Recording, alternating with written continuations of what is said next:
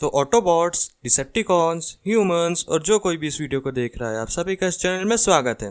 तो आज हम बात करेंगे कि आखिर मिकाएला को डार्क ऑफ द मून में क्या हुआ और उसने सैम को क्यों छोड़ दिया। तो वीडियो को पूरा देखना और हाँ, लाइक और सब्सक्राइब कर दो अगर नहीं किया है तो।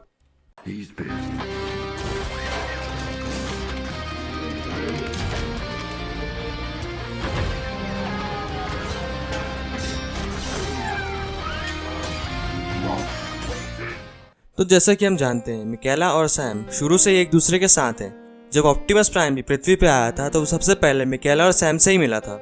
उसके बाद ट्रांसफॉर्मर्स 1 में हमने देखा कि मिकाएला ने कैसे बम्बलबी की मदद की है जंग के इलाके से निकलने में, जब बम्बलबी ने अपने पैर खो दिए थे, नहीं तो उसके बिना बम्बलबी शायद ही बच पाता। सेकेंड मूव में भी मिकाएला ने सैम को अच्छा खासा मोरल सपोर्ट दिया, जिसकी वजह से वो मैट्रिक्स तक पहुंच पाया और अपने मकसद में कामयाब हो सका। लेकिन अब सवाल ये उठता है कि इन सब के बाद उसने सैम को क्यों छोड़ दिया, आखिर ऐसा क्या हुआ। तो यार, इसका रियल लाइफ आंसर ये है कि मेगन फॉक्स यानी कि मिकाएला बेन्स originally dark of the moon में रहने वाली थी, लेकिन क्योंकि उन्होंने माइकल बे को हिटलर बुला दिया था, इसीलिए स्टीवन स्पिलबर्ग ने उन्हें फायर कर दिया और इसी की वजह से हमें देखने मिली कार्ली। तो यार, अब बात कर लेते हैं कि मिकाएला का मूवी में क्या हुआ। इसके बारे में हमें डार्क ऑफ द मून में कुछ भी नहीं बताया गया, बस रिवेंज ऑफ द फॉलन के बाद मिकाएला गायब हो गई। लेकिन डार्क ऑफ द मून में एक ऐसा सीन था जब वीली ने कहा था कि मिकाएला ने सैम को छोड़ दिया है।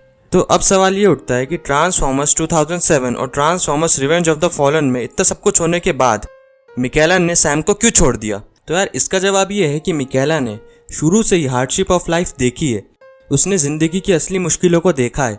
एक तो उसके पापा गाड़ियां चुरा के लाते थे, उसके बाद उस पर उसे काम करना सिखाते थे, और ऊपर से उसने अपने पापा को जेल भेज दिया था, जिसके बाद उसने खुद सर्वाइव करना सीखा, जो कि छोटी बात नहीं है। इसके बाद उसने ट्रांसफॉर्मर्स 2007 में कईयों को अपनी आंखों के सामने मरता देखा और रिवेंज ऑफ द फॉलन में खुद सैम को। इतने सब के बाद वह समझ चुकी थी कि ऑटोबॉट्स या ट्रांसफॉर्मर्स के साथ काम करना खतरे से खाली नहीं है, इससे जान को कितना खतरा है, और वो अब ट्रांसफॉर्मर्स के बिना एक नॉर्मल लाइफ जीना चाहती थी। लेकिन सैम ये नहीं चाहता था। लेकिन किसी तरह उसने सैम को मना लिया था, जिसकी वजह से सैम ने बम्बलबी से कहा कि अब उसे डिसेप्टिकॉन से कोई खतरा नहीं है, तो वो बाकी ऑटोबॉट्स के साथ रहे। और यही एक रीजन है जिसकी वजह से बम्बलबी हमें शुरू में सैम के साथ नहीं देखने मिला था डार्क ऑफ द मून में। लेकिन क्योंकि वीली और ब्रेन्स दोनों ही साइज में बहुत छोटे थे, तो वो बाकी ऑटोबॉट्स से किसी ट्रांसफॉर्मर्स के साथ सेटल नहीं हो पाते थे, जिसकी वजह से उन्हें सैम के साथ ही रहना पड़ा।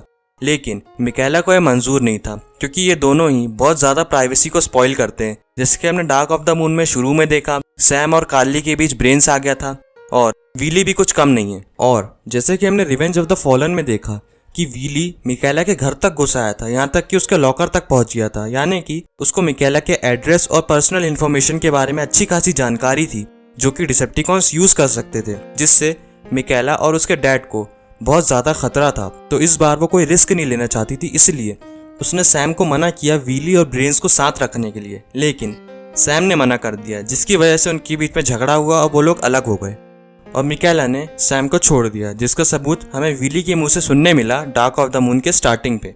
You know, Sam, I don't know about moving in with this chick. What if she dumps us like the last girl? लेकिन ये सब तो सिर्फ हमारी थ्योरीज है। असली आंसर तो हम सभी जानते हैं कि मेगन फॉक्स को फायर किया गया था। वो ओरिजिनली मूवी में थी, जिसका सबूत हमें डार्क ऑफ द मून में भर भर के देखने मिला। जैसे कि ऐसा कैसे हो सकता है कि सैम को हर बार ऐसी लड़की मिले जिसे कार और बाइक के बारे में अच्छा खासा नॉलेज हो, ट्रांसफॉर्मर्स को वो जानती हो, उनके साथ रहती हो और सैम को हीरो मानती हो।